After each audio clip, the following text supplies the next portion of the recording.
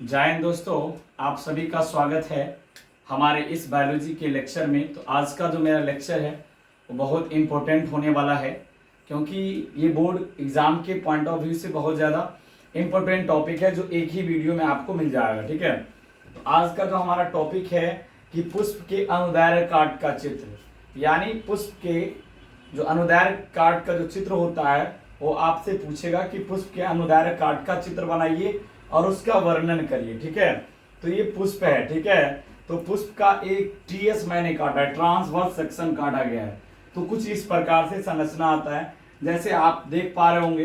ये वाला जो आपको संरचना दिखाई दे रहा होगा, ये वाला है ना, इसको हम अंडाशय बोलते हैं। और ये बीच में जो आपको संरचना दिखाई दे रहा है, इसको बीजांड बोला जाता है। और ये आपको जो दिख रहा है संरचना, ये है ना, इसको बाह्यदल पुंज बोला जाता है। और ये आपको ये वाला संरचना जो आपको दिख रहा है, इसको बोलते हैं पुष्प वृंत। ठीक है, और ये आपको रंगीन कलर का जो दिख रहा होगा, रंगीन कलर का, इसका नाम है दल पुंज। इसका क्या नाम है? दल पुंज, है ना। और ये आपको एक पतली लचीली संरचना जो दिख रहा है, इसको हम बोलते हैं तंतु।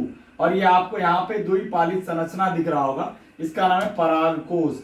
और यहाँ पे एक जहां से ये वाला पार्ट आप दिख रहा है, ये लचीला पार्ट और ये परागकोश जहां पे कनेक्ट होता है, उसको संयोजक बोलते हैं। और इस तीनों को सम्मिलित रूप से पुमंग कहा जाता है। ठीक है, और ये आपको ये दिख पा रहा होगा, ये प्याले जैसा संरचना, इसको वर्तिकाग्र बोलते हैं। और ये एक लंबी संरचना है जो नलिकाकार पाइप नुमा है, इसको वर्तिका बोला जाता है। ठीक है, तो इस प्रकार हम आज देखेंगे जो है ना, पुष्प क्या होता है। सबसे पहले जानेंगे कि पुष्प क्या है ना, और उसके बाद पुष्पीय पादप किसको बोलते हैं। तो देखिए, कोई जरूरी नहीं कि दुनिया में जितने पादप है सभी में पुष्प लगेंगे। ठीक है, तो जिस पादप में पुष्प लगता है, वे पादप जिसमें पुष्प लगते हैं उसे पुष्पीय पादप कहते हैं। ध्यान रखिएगा, आपसे कोई प्रश्न पूछे कि क्या सभी पादप में पुष्प लगता है, तो कहिए कोई जरूरी नहीं कि सभी पादप में पुष्प लगेगा ही लगेगा, लेकिन जिस पादप में पुष्प लगता है उसको पुष्पीय पादप कहा जाता है। और एक और इंपॉर्टेंट बात है, जो पुष्प होता है पादप का प्रजनन अंग होता है। जो पुष्प होता है वो प्लांट का रिप्रोडक्टिव ऑर्गन होता है। ठीक है, ध्यान रखिएगा, पुष्प को मुख्यतः 4 भागों में बांटा गया। जो पुष्प है इसको मेनली 4 भाग में बांट दिया गया। कितने भागों में? 4 भागों में। ध्यान रखिएगा, पुष्प को मेनली 4 पार्ट्स में बांट दिया गया अध्ययन की सुविधा के लिए। पहला है सहायक अंग, पहला जो है पार्ट का नाम है सहायक अंग, दूसरा का नाम है पुमंग, तीसरा का नाम है जयांग और चौथा का नाम है अंडाशय। ठीक है, अब बात करेंगे सहायक अंग, जिसको अंग्रेजी में हेल्पर ऑर्गन कहते हैं। यह पुष्पों को सहारा प्रदान करता है। नाम ही स्पष्ट है, सहायक का मतलब क्या होता है? यह क्या करेगा? सहारा प्रदान करेगा और सुरक्षा प्रदान करेगा। क्या चीज से? तो कीटों से। ठीक है, बहुत सारी चीजों से आपको सुरक्षा प्रदान करेगा। देखेंगे आगे क्या क्या चीज से सुरक्षा प्रदान करेगा। तो सहायक अंग का क्या काम है? ये सहारा और सुरक्षा प्रोवाइड करता है किसको? पुष्प को, है ना। और यह 2 प्रकार के होते हैं। सहायक अंग मेनली कितने तरह का होता है? 2 तरह का। सहायक अंग कितने तरह का? 2 प्रकार का होता है। पहला का नाम है बाह्यदल पुंज, जिसको अंग्रेजी में कैलेक्स बोलते हैं, और दूसरा का नाम है दल पुंज, जिसको अंग्रेजी में कोरेला बोला जाता है। ठीक है, बाह्यदल पुंज है ना, यह पुष्प का प्राथमिक सहायक अंग होता है। जो ये बाह्यदल पुंज आपको दिख रहा है, ये वाला आपको दिख रहा होगा, ये बाह्यदल पुंज, मैं जिसको ब्लैक कलर से मार्क करूंगा, ये जो आपको बाह्यदल पुंज दिख रहा है आपका, है ना, ये नीचे वाला जो दिख रहा है ये बाह्यदल पुंज है। ठीक है, और यह बाह्यदल पुंज पुष्प का प्राइमरी हेल्पर ऑर्गन है। कौन सा है? प्राइमरी हेल्पर ऑर्गन क्या है? बाह्यदल पुंज है, जो प्राय हरे रंग का होता है। ध्यान रखिएगा, यह किस कलर का होता है? जितने भी प्लांट में होगा ये सभी हरे रंग के मिलेंगे, है ना। बाह्यदल पुंज सभी प्लांट में किस कलर के दिखाई देंगे? हरे रंग के दिखाई देंगे। ध्यान रखिएगा, है ना। इसका काम क्या है? यह कलिका के समय, जब पुष्प फुला नहीं रहता है, जब जो पुष्प फुला नहीं रहता है ना, वो कली वाला पुष्प जो होता है ना, कलिका के समय पुष्पों को सुरक्षा प्रदान करता है। जो कलिका होता है उसको कीटों से सुरक्षा प्रदान करता है, उसको ढक करके रखता है। ठीक है, ये कलिका के समय क्या करता है? पुष्प को सुरक्षा प्रदान करता है कीटों से, ताकि उस पर जो है कवरिंग का काम करता है। ठीक है, क्योंकि अगर ये समय से पहले अगर ये पुष्प फुला जाएगा तो खराब हो जाता है ना, फिर दिक्कत हो जाएगा। तो उस पर जो कीट का अटैक होता है, तो उस कीट के अटैक को ये क्या करता है? रोकता है, उसको बचाता है। ठीक है, प्रोटेक्टिंग कवरिंग का काम करता है। दलपुंज की बात करूंगा, तो यह पुष्प का द्वितीयक सहायक अंग है, यह सेकेंडरी हेल्पर अंग है ना।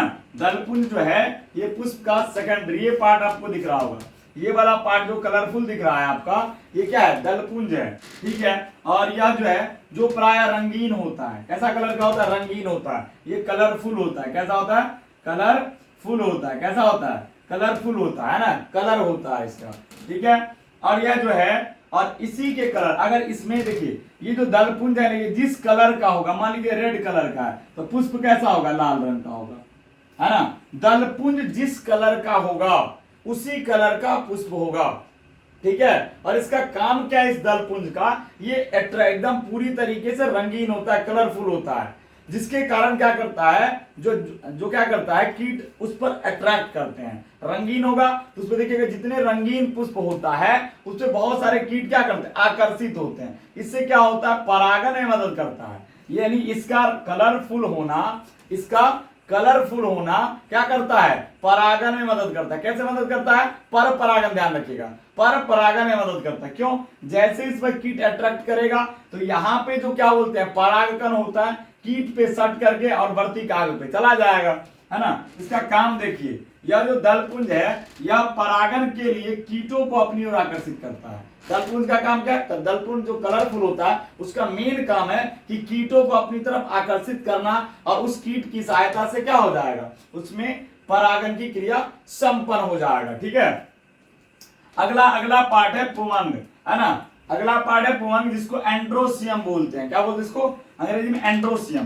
तो यह पुष्प का नर जनन अंग है। पुमंग पे क्या है, पुष्प का मेल रिप्रोडक्टिव ऑर्गन होता है। परीक्षा में आपसे पूछेगा ऑब्जेक्टिव में कि निम्न में से कौन पुष्प का मेल रिप्रोडक्टिव ऑर्गन यानी नर जनन तंत्र है का हिस्सा है, जिसमें 3 भाग होता है। पुमंग में कितना भाग होता है, 3 भाग। देखिए 3 भाग होता है। पहला का नाम है परागकोश, पहला भाग है कितना, परागकोश। यहाँ देखिए ये आपका नर वाला पार्ट है, ये पहला पार्ट आपको दिख रहा होगा, ये द्विपालित, ये क्या है, परागकोश। दूसरा पार्ट है संयोजक, या इसी को योजक भी बोला जाता है, योजक। और तीसरा पार्ट है तंतु, है ना। तो ध्यान रखिएगा ये पुमंग के 3 भाग है, परागकोश, योजक और तंतु। ध्यान रखिएगा ये नर जनन अंग का हिस्सा है, ठीक है। परीक्षा में आपसे पूछेगा कि निम्न में से कौन नर जनन अंग का पार्ट है, तो इसमें से परागकोश ऑप्शन बता सकता है, योजक ऑप्शन बता सकता है और तंतु। तो परागकोश क्या होता है, द्विपालित संरचना होता है। देखिए इसमें 2 पाली हैं, इसमें कितने पाली दिखाई दे रहे होंगे आपको, 2 लुप्ड दिखाई दे रहे, 2 पाली में बटा हुआ है ना। तो यह क्या होता है, परागकोश द्विपालित संरचना होता है, और इसके अंदर क्या होता है, परागकण भरा रहता है। परागकोश के अंदर क्या भरा रहता है, परागकण, है ना, जिसको पोलन ग्रेन बोलते हैं। क्या भरा रहता है, परागकण भरा रहता है। परागकोश के अंदर क्या रहता है, परागकण भरा हुआ रहता है। अगला है योजक, योजक जिसको बोलते हैं कनेक्टिव, परागकोश और तंतु को जोड़ने वाली संरचना को योजक बोलते हैं। देखिए परागकोश है और ये तंतु है, ये दोनों जहां पे जुड़ रहा है तो उसको जोड़ने वाली जो संरचना होगा वो क्या कहलाएगा, योजक कहलाएगा। नाम ही है कनेक्टिव, यानी कनेक्ट करता है किसको, परागकोश को तंतु से कनेक्ट करता है। परागकोश को तंतु से कनेक्ट करने वाला जो स्ट्रक्चर होगा वो क्या कहलाएगा, योजक कहलाएगा, ठीक है। अगला है तंतु, फिलामेंट इसको अंग्रेजी बोलते हैं। तो ये वाला आप देख पा रहे हैं पतली संरचना, तो क्या लिखोगे, ये जो तंतु है एक पतली और लचीली संरचना होता है जो अंडाशय से जुड़ा रहता है। देखिएगा क्या एक पतली लचीली संरचना है जो किससे जुड़ा हुआ है, अंडाशय से जुड़ा हुआ है। क्लियर हो गया आपको बात। अगला तीसरा पार्ट है पुष्प का जयांग। कौन सा पार्ट है, जयांग है, ठीक है। तीसरा पार्ट है जयांग। तीसरा पार्ट कौन सा है, जयांग है। तो यह पुष्प का स्त्री जनन तंत्र है, यानी यह पुष्प का फीमेल रिप्रोडक्टिव पार्ट है। जयांग क्या है, पुष्प का फीमेल रिप्रोडक्टिव पार्ट है जो 3 भागों में बटा होता है। कितने भागों में, 3 भागों में बटा होता है। पहला है वर्तिकाग्र जिसको स्टिग्मा बोलते हैं। पहला क्या है, वर्तिकाग्र है, ठीक है। पहला क्या है, वर्तिकाग्र जिसको स्टिग्मा बोलते हैं। ये वाला पार्ट आपको दिख रहा होगा, प्याला वाला, ये ऊपर वाला पार्ट वर्तिकाग्र है ना। और दूसरा है वर्तिका, ये पाइप नुमा जो स्ट्रक्चर दिख रहा है ये वर्तिका है। और ये आपको ये गोलाकार जो संरचना दिख रहा है, अंडाकार संरचना, वो अंडाशय है। यानी इसका 3 पार्ट है। तो जयांग क्या है, पुष्प का मादा जनन तंत्र है और इसमें कितने पार्ट होते हैं, 3 पार्ट होता है। पहला वर्तिकाग्र, तो यह प्याले जैसी संरचना होता है। वर्तिकाग्र कैसा होता है, प्याला जैसा और चिपचिपा संरचना होता है। कैसा होता है, प्याला के जैसा और चिपचिपा संरचना होता है। जिससे क्या होता है,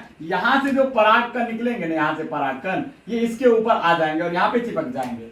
ठीक है, यानी पराग कोश से जो परागकण निकलेंगे, पराग कोश से जो परागकण निकलेंगे वो इस क्या करेंगे, वर्तिकाग्र पे पहुंच जाएंगे, क्योंकि ये चिपचिपा होता है और ये क्या करेगा, इस पर चिपक जाएगा। तो इस प्रक्रिया को हम क्या बोलते हैं, परागण बोलते हैं। ध्यान रखिएगा, पराग कोश से परागकण का वर्तिकाग्र पर जाना क्या कहलाता है, परागण कहलाता है। यानी ये क्या करेगा, परागण की क्रिया यहाँ पे संपन्न होता है। वर्तिकाग्र के पास क्या क्रिया संपन्न होती है, परागण। ध्यान रखिएगा, परीक्षा में पूछेगा कि परागण की क्रिया कहां संपन्न होती है, तो वर्तिकाग्र पर। कहां पे, वर्तिकाग्र पे।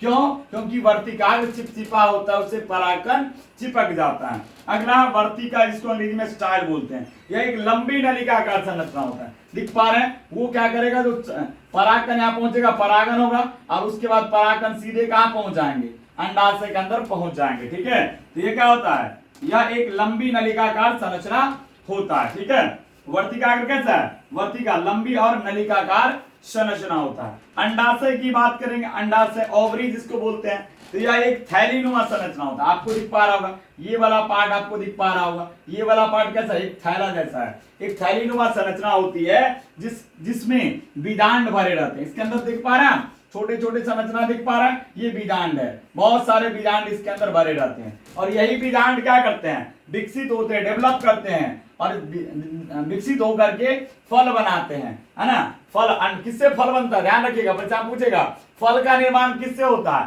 अंडाशय से। अंडाशय में क्या होता है, बीजांड भरा रहता है और ये बीजांड डेवलप करेगा तो किसका निर्माण होगा, यानी अंडाशय क्या करेगा, डेवलप करेगा तो क्या बनाएगा, फल बनाएगा। अंडाशय क्या करेगा, यह विकसित होकर के फल तथा बीज का निर्माण करता है। अंडाशय विकसित होकर क्या निर्माण करता है, फल और बीज का निर्माण करता है। तो इस प्रकार अगर आपको परीक्षा में पूछा जाए कि संरचना बनाइए तो संरचना बना दीजिएगा, है ना। और अगर इसका पूछेगा कि इसका क्या करिए, वर्णन करिए, तो आप वर्णन भी कर दीजिएगा। तो अगर आप हमारे चैनल पे नए हैं तो कृपया आप हमारे चैनल को सब्सक्राइब कर दें, लाइक कर दें और शेयर भी कर दें। अगर ये वीडियो अच्छा लगे तो कमेंट में भी अपना अपना राय बताएंगे कि कितना बात आपको समझ में आया और कौन सी बात समझ में नहीं आया। तो जय हिंद, जय भारत।